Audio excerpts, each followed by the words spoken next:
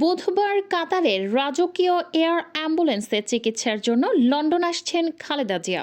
কাতারের আমিরের পাঠানো রাজকীয় বিশেষ এয়ার অ্যাম্বুলেন্সে চিকিৎসার জন্য আগামীকাল বুধবার লন্ডনে পৌঁছাবেন বিএনপি চেয়ারপারসন খালেদা জিয়া।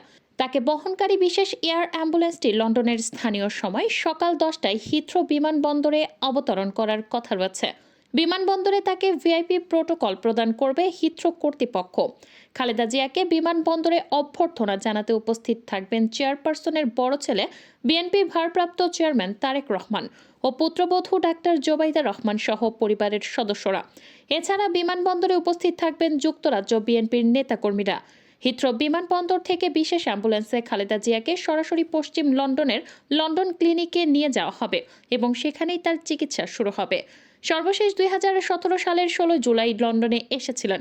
দীর্ঘদিন পর সাবেক প্রধানমন্ত্রীর যুক্তরাজ্যে আগমনের খবরে বিএনপির ও সহযোগী সংগঠনের মাঝে উৎসাহ উদ্দীপনা বিরাজ করছে। বেগম খালেদা জিয়াকে বরণ করতে ব্যাপক প্রস্তুতি গ্রহণ করা হচ্ছে দলটির পক্ষ থেকে। এ নিয়ে দফায় দফায় বৈঠক করছে যুক্তরাজ্যে বিএনপি ও সহযোগী সংগঠন। বিষয়টি নিশ্চিত করেছেন যুক্তরাজ্যে বিএনপির সভাপতি এম এ মালিক ও সাধারণ সম্পাদক কয়সর এম আহমেদ। এদিকে গত রোববার রাতে গুলশানে বিএনপি চেয়ারপারসনের সঙ্গে দলটির স্থায়ী কমিটির সদস্যদের সাক্ষাৎ শেষে গণমাধ্যম কর্মীদের বিএনপি মহাসচিব মির্জা ফখরুল ইসলাম আলমগীর বলেছেন, আজ সোমবার রাতে কিংবা মঙ্গলবার রাজকীয় এই বিশেষ এয়ার অ্যাম্বুলেন্স ঢাকায় পৌঁছানোর কথা রয়েছে।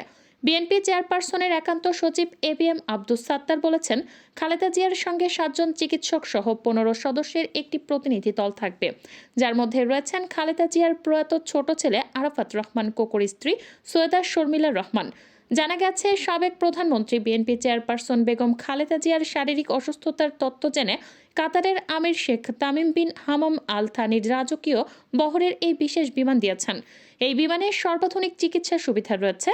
ওদিকে লন্ডন যাত্রার সব প্রস্তুতি শেষ হওয়ার মধ্যে রোববার রাত 9টায় গুলশানের বাসায় বিএনপির স্থায়ী কমিটির সদস্যদের সঙ্গে শুভেচ্ছা ও কুশল বিনিময় করেছেন খালেদা জিয়া। সাক্ষাৎ শেষে খালেদা জিয়ার চিকিৎসার জন্য লন্ডন যাত্রার তারিখ আনুষ্ঠানিকভাবে জানান বিএনপি মহাসচিব মির্জা ফখরুল ইসলাম আলমগীর। তিনি বলেন, আমরা শুকরিয়া আদায় করছি।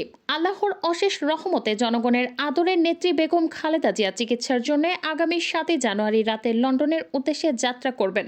সেই কারণে আমরা জাতীয় স্থায়ী কমিটির সকল সদস্য ওনার কাছে এসেছিলাম শুভেচ্ছা জানাতে।